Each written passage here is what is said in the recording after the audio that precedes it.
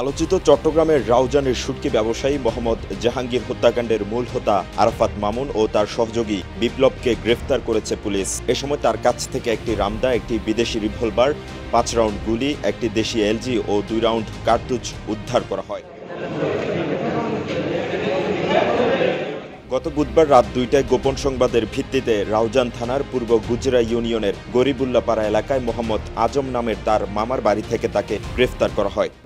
রাউজান এলাকার ট্রাস্ট তাকে ওই আশেপাশের যারা তার যে বাহিনী তাকে কিং অফ রাউজান নামে তাকে নামগুলো এন্ট্রি করা থাকতো, কিং অফ রাউজান। ও ছিল ওই জাহাঙ্গীর আলম হত্যা মামলার 1 নম্বর আসামি। এইটা হচ্ছে অতি দ্রুত 24শে জানুয়ারি ঘটনাটি ঘটেছিল।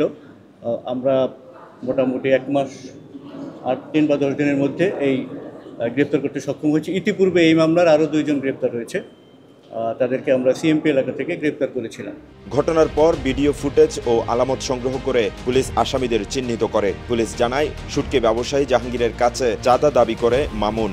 চাঁদা না পাওয়ায় তাকে গুলি করে হত্যা করা হয়, তবে চাঁদার পরিমাণ জানা যায়নি। ভিডিও যে ফুটেজ আমরা সংরক্ষণ করেছি, সেই ভিডিও ফুটেজ এবং আমাদের গোয়েন্দা তথ্যের ভিত্তিতে রিভলভার সহ তাকে অ্যারেস্ট করা হয়। খাতুনগঞ্জের শুটকি ব্যবসায়ী ছিলেন, ওনার কাছে চাঁদা চেয়েছিল। চাঁদা না পাওয়ার ফলে উনি যখন নামাজ পড়তে যাচ্ছিলেন মোটরসাইকেলে করে, তখন পিছন থেকে গুলি করা হয়। উনি নিহত হন এবং ওনার এক মামাতো ভাই যিনি মোটরসাইকেল চালাচ্ছিলেন তিনিও আহত হন, আব্বাস নামে।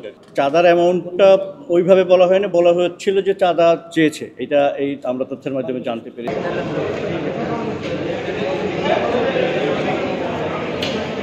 মামুনের বিরুদ্ধে খুন, অপহরণ, চাঁদাবাজি সহ বিভিন্ন থানায় মোট 8টি মামলা রয়েছে। ব্যবসায়ী জাহাঙ্গীর হত্যাকাণ্ডের সাথে জড়িত অন্যান্য আসামিদের গ্রেফতার অভিযান চলমান থাকবে বলেও জানায় পুলিশের এই কর্মকর্তা। মামুন আইনশৃঙ্খলা বিঘ্নকারী দ্রুত বিচারের একটি মামলা রয়েছে, মারামারি মামলা 2টি, অপহরণ ও চাঁদাবাজি মামলা 2টি এবং খুন মামলা রয়েছে 2টি।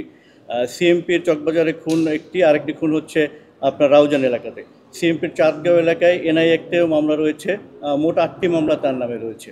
তো এই ঘটনায় জড়িত অন্যান্য আসামি যারা বাকি রয়েছে আমরা তাদের গ্রেপ্তারের চেষ্টা করে যাচ্ছি। এর আগে জাহাঙ্গীর হত্যাকাণ্ডের 2 জন আসামিকে গ্রেফতার করে পুলিশ।